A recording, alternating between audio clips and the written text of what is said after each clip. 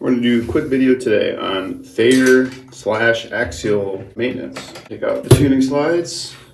Optionally, you can push down the valves. Basically, all axial flow horns are going to have some sort of nuts that you're going to have to unscrew. On most of them, you're going to have the F side and the G flat side.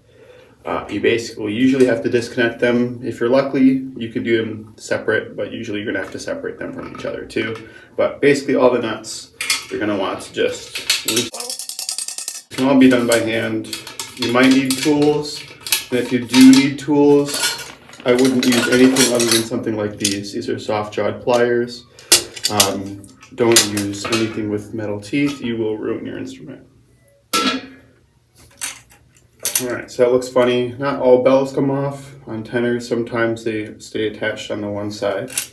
Now, we're generally going to need screwdrivers of some sort and Allen wrenches of some sort. The exact size is going to be different. I have one that happens to match my axe handle screwdriver on my bass trombone. So the first thing I have to undo on mine is the one that holds the G flat section to the F section. Now, a lot of trombones don't actually have a screw here at all. Bach does, at least they did for this set of instruments. So this is the G flat sides on top, F's on bottom. I'm going to just basically need to take the G flat side off of the F side before we worry about everything. So just to make sure you don't break anything, just follow all the tubes and where they go and make sure everything is disconnected. Because you can just break solder if you don't pay attention and just start yanking. Because these don't, at least on mine, doesn't come apart super, like it's on a tuning slide. You're gonna have to kind of be careful and yank on it. All right, so I'm gonna kind of look through here. I haven't undone these yet, but these are just for undoing the actual slides. So I'm gonna start to separate it a little bit. I wanna make sure I'm not bending anything and everything is detached. I like to kind of push the braces sort of away from each other, like just to make sure you're not bending it too far. So I'll kind of try to flex it around however way I can. All right, so now we're here. Before you can take the G flat side off, you're going to have to unscrew some form of the linkage, because the linkage is what's the only thing left. On mine, a Phillips screwdriver, whatever it is, it's going to be the right tool for the job. So I am going to unscrew. I'm going to see how I was holding it with my thumb, so that way, because what you don't want to happen is you don't want it to spring back and then the screw go flying. Especially because you're likely going to be doing this like I am in a university practice room floor. Ideally, you'd be doing this on like a workbench or something, but you're probably going to be doing this an hour before your lesson because your valves are too slow. Like me. Well, I'm not doing an hour before my lesson, but my valve is too slow today. This can be overwhelming as the parts all separate, but the easiest way you can do it, this is a G flat, this is the F side. You can just separate them and do them one at a time. It's going to be the easiest way to keep track of all your parts. All right, so this is the valve. Now, from here, the only thing you have to undo is that little nut on the top, right? This is the one connected to the valve stem. And for me, it's the same Allen wrench. On some, it's actually a Phillips or flathead screw. On mine, it's an Allen wrench. So, I'm going to unscrew that, set it on the floor. From here, you can actually get easy access and you can oil your valve right there if you want, but that usually doesn't work. And if you're going to take it apart this far, you might as well take it the rest of the way apart. Now, we can undo this one holding together. And again, this is going to be different between all bass trombones, but basically you're just going to make sure that you're, not leaving any untight. So if you didn't know, this is a screw. So that just comes undone. I've been doing this for so long. So yeah, look at that. It's a cone. I have the infinity valve, so it's actually got a bearing down in there. All right, from here, you're gonna need, sometimes you'll need it, sometimes you don't. Get a flathead screwdriver, because this is stuck to the actual valve itself, right? This is supposed to come off. So you undid that screw. So I'm going to put this underneath and just gently lift up. Look at that. Arm is off. Again, I'm doing just the G flat side. So now the valve comes right out. From here, I would just give it a bath. And this is what you put in the bathtub. The second bearing, because I have the infinity valve, is right there. I don't know how to take those out yet. But I just like to give this a good wipe down, wipe all the old oil off. If you don't do regular work like this on most trombones, even the ones with the bearings, you will get wear. And unfortunately, the previous owner of my trombone didn't do any of that. So as you can see, there's no plating there. It's gone. It's not supposed to do that. It's supposed to look shiny all the way through and wear evenly. But this did not wear evenly because there was dirt there, and they likely just chucked oil in it every week. And that will make it not work right, probably, or not seal right, probably. All right, so it's not ideal to be setting all this just on a tile floor, but if you're careful, everything will be fine. You know, it's your trombone after, so. So yeah, we're basically done with, you know, the cleaning and maintenance. I like giving everything a bath, but usually if you're at school, you can't do that. So now, after you've given each part a good wipe, including the ports, we have the bearing and linkage oil. For me, because I have bearings, I'm going to put this on the bearings. Kind of just put that around in there. That should be good. Now I use Hetman valve oil. It might work for me. Honestly, my valves, I have to do this like once a week, so maybe I have to change oils. But Hetman works for me and a lot of other people, but experiment, find out what works best for you and your horn. Sometimes older horns require thicker oil. So I just basically put oil on the top of this valve.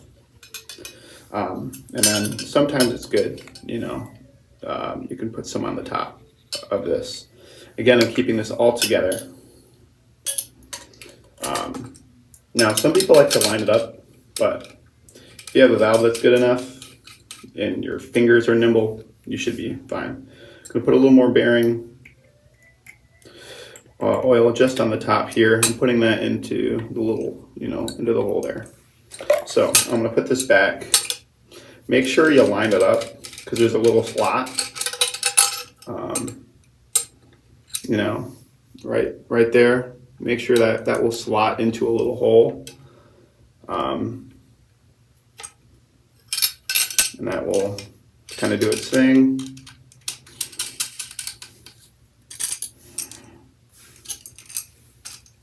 Oops. Okay. There we go. It will kind of fall into place once it comes together. All right. So now let's put this, screw this back in. All right. So now we have this. You kind of want to work in reverse. So you want to basically get the valve lined up so you can put this back on it. Mine is keyed, so I can only put it on one way. So that will slot right back on nice and easily. So then I'm going to put that screw back in.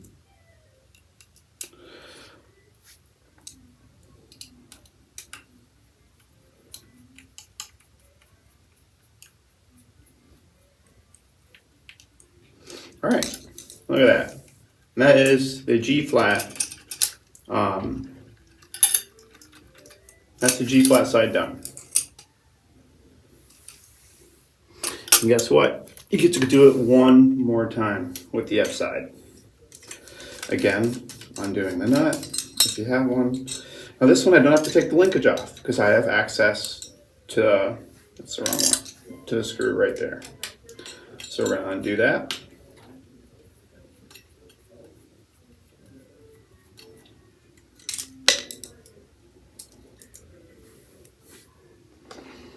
Then same again, I'm gonna pry that off. Then I'm gonna unscrew it. Then I'm gonna kind of watch what I'm doing here, making sure, you know, don't yank anything off too hard. And there we go, there's the valve. I'm gonna push, you push the valve out with my thumb. Shouldn't really require any force to come out, but always support the valve with your hand. Never let your valve hit the floor. And that's why I like sitting on the floor. Because if you're standing, if you drop the valve, it'll be not good.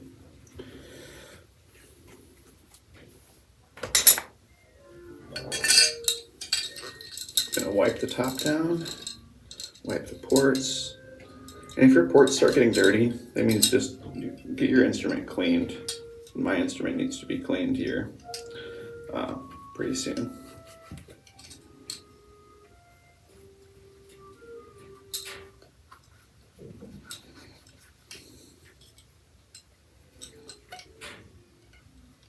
Yeah, this likely needs a good chem clean at some point.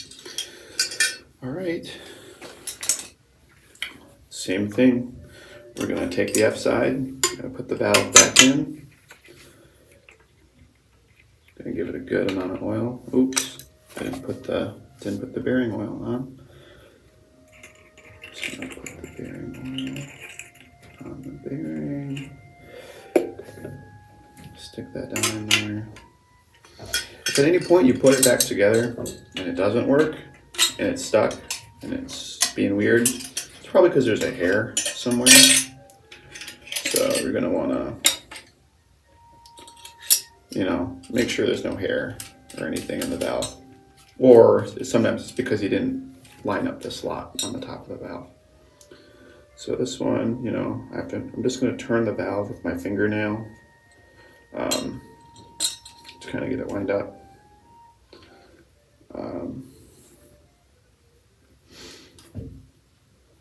And I'm gonna kick this up, kind of put it back on, kind of just drop the screw in again.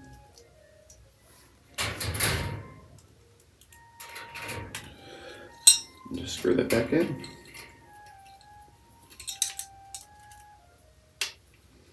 And with any luck, you should have valves that were faster than they were before. So now this is the part where you kind of want to get the order right, because it'll make it easier. So put the G flat section back on the trombone, just like that. I'm just putting this together right here because I forgot. I don't want flex in the... But from here, before you close them back together, is a great, and for me, the time to take that screw off the linkage that we detached earlier and to put that back on the linkage. Because when it's all closed together, I can't actually get a screwdriver in there because the bell is in the way. All right, start it with my hand. And now with the screwdriver. And now that part's screwed together. This is where you want to be careful again. Slowly close this, and it made contact right there. So I'm going to kind of push these apart while closing this. You're going to look at all your braces while doing that. Because if you force it closed with your braces hitting each other, you will just break them off, and that sucks. Ask me how I know, because I did it. So for me, I actually have a pretty messed up brace here.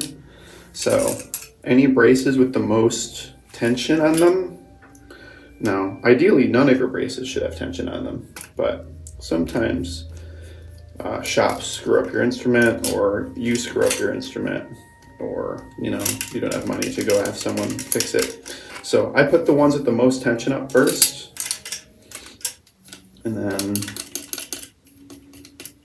sort of do everything else up. All right, and then the last one is the nut that I have here.